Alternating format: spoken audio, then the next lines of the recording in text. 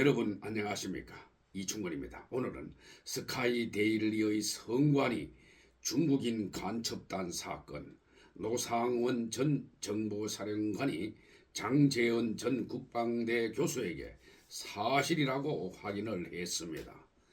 한미 정보 당국이 주축이 되어 근거했다고 하는데 사실이라면 성관이의 해체와 대대적 감사가 필요하다라고 하는 내용을 가지고 말씀을 드리겠습니다. 방송에 앞서 아직 이충건 교수 방송의 구독자가 아닌 분은 동영상 아래 구독과 좋아요를 눌러주시기 바랍니다. 방송 제작에 다소의 힘이 됩니다. 노상원 전 국군정보사령관이 한미 공동작전에 의한 중국인 간첩단 근거 보도가 사실이라고 스카이데일리가 지난 2월 16일 밝혔습니다.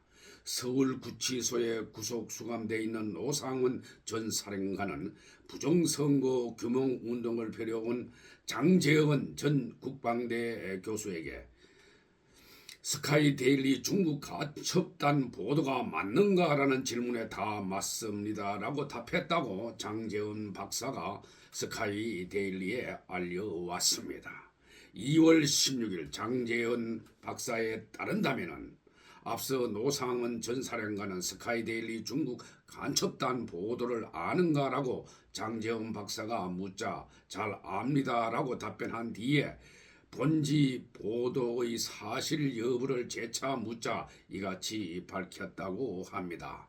노상원 전 사령관이 경기 수원에 자리한 선거연수원 외국인 공동숙소에 계엄군이 진입을 했고 중국인 간첩단을 근거한 사실에 관해서 언급한 것은 처음입니다. 그동안 국내 주류 언론들이 대체로 노상원 전 사령관의 무속신앙에 초점을 맞추며 흠집내기 보도에 열을 올린 가운데 한미 공조작전에 관한 발언은 그의 입을 통해 나온 적이 없습니다. 물론 감옥에 있기 때문에 그런 점도 있었겠죠. 종북 좌파들이 이 전 사령관을 흠집내기 위해서 무속인과의 관계를 집중 보도한 것 같습니다. 일찌감치 더불어민주당 소속 김병주, 박선원, 윤건영 의원이 국회 상임위와 언론동을 통해 선거관리위원회 수원연수원에서 실종된 직원들의 의혹을 제기했을 때도 중국 간첩단에 관한 노 전 사령관의 입장은 보도되지 않았습니다. 언론은 노상원 전 사령관을 12.3 비상계엄에 깊숙이 관여한 인물로 지목을 했습니다. 그는 계엄을 앞두고 햄버거 체인점 등에서 내란을 모의 실행했다는 이유 등으로 검찰에 의해서 구속 기소되었습니다. 이것도 잘못된 경우가 있을 것입니다. 노 전 사령관은 이번 계엄 이후 보직 해임된 문상호 전 사령관의 전임자입니다. 퇴역 전 상명 하복 관계에 있던 정보사 대령급 간부들에게 직접 지시한 정황도 언론 보도로 전해진 바 있습니다. 본지의 중국인 간첩단 근거 보도에 관한 노상원 전 정보사령관의 이번 확인 발언은 그가 미중 간 외교적 마찰을 염두에 두고 비선에서 한국 측 작전 개통에 관여하는 위치에 있었음을 스스로 인정한 것입니다.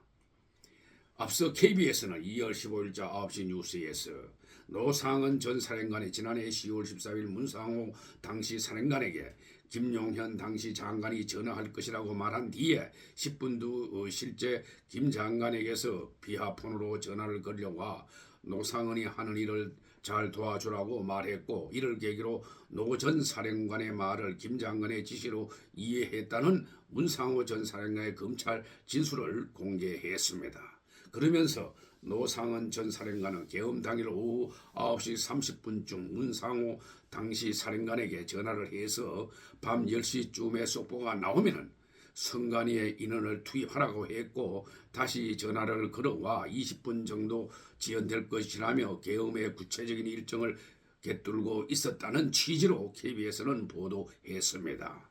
윤석열 대통령은 오후 10시 23분 계엄을 선포하는 대국민 담화문을 낭독했습니다.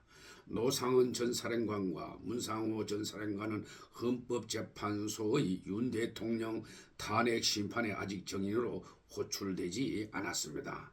한편 스카이데일리는 지난해 12월 3일 중국인 간첩 협의자들이 한미 공조작전에 의해서 선거연수원에서 근거됐다고 보도를 했습니다.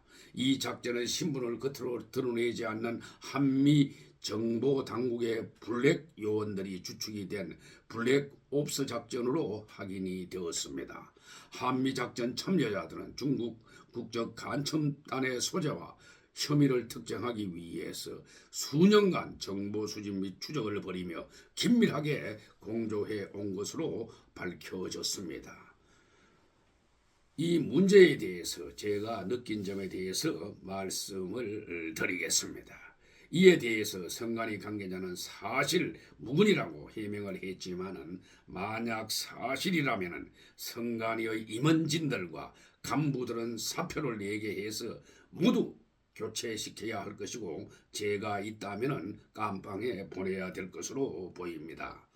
그리고 아무리 선관위가 독립된 기관이라고 하지만은 감사원의 감사도 받지 않고 자녀 비리 특혜 의혹이 수많이 제기되었지만은 감사를 받지 않는 행태는 아주 잘못된 행태입니다.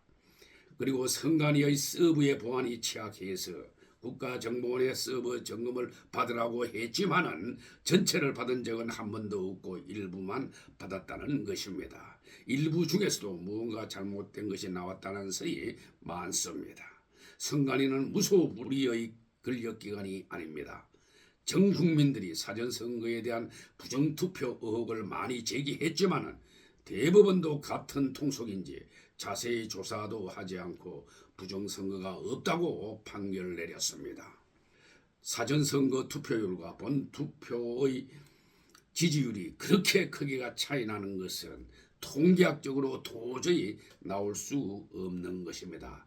저도 통계학과 계량경제학을 많이 연구를 했고 또 강의도 해봤는데 이렇게 큰 차이가 나는 것은 도저히 설명이 되지 않는 것입니다. 선관위 관계자가 사전선거 투표지를 바꿔치게 한 것이 농후하다는 것입니다. 이에 대한 사실적인 의혹이 최고로도 발간되었습니다. 일부 투표지는 선거 사무구에 사무국장실에 무더기로 발견된 사례도 있었죠. 그런데 이 부정선거 의혹에 관한 책은 대구의 도태우 변호사 등 4명이 쓴 책인데 제목은 Stop the Steal, 대법원의 부정선거 은폐 기록인데 지난 몇 주간 교보문고와 예스24에서 주간 판매 베스트 1위에 이름을 올렸습니다. 선관위는 많은 단체나 개인이 사전선거 부정투표 의혹에 대해서 많이 제기했지만은 자발적으로라도 감사를 받겠다고 하는 것이 정상일 것입니다. 그러나 선관위는 이 모두를 거부했습니다. 그래서 많은 단체와 개인들이 의심하는 것입니다. 특히 가장 깨끗해야 할 선관위가 이렇게 부정선거, 그중에서도 사전선거 부정투표 의혹이 많은데도 감사를 받지 않은 것은 그 자체적으로 문제가 많은 것입니다. 특히 이번 대통령의 비상계엄도 부정선거 확인 여부가 주요한 하나의 원인이었는 것으로 밝혀졌습니다. 대통령실까지 의심하지만은 아직 서버를 점검하지 못했다고 하니 정상적인 조직은 아닌 것은 틀림없는 것 같습니다. 선관위가 감사원의 감사를 계속 거부한다면은 사전선거 부정선거 의혹만 더 키운다는 것을 명심하길 바랍니다. 선관위가 정상적인 조직이라면은 이렇게 많은 사람들이 의혹 내지 재판을 신청했으면 자발적으로라도 감사를 받겠다고 하는 것이 정상적일 것입니다. 그러나 선관위는 지금까지 은폐에 급급한 작태를 보이고 있습니다. 그리고 이번 한미 공조작전에 의해서 선관위 연수원에 거주한 중국인 간첩단이 사실이었다면 선관위 관계자들은 망고의 역적이 될 것입니다. 그것을 명심하기를 바랍니다. 선관위의 사무총장과 위원장은 책임을 져야 할 것입니다.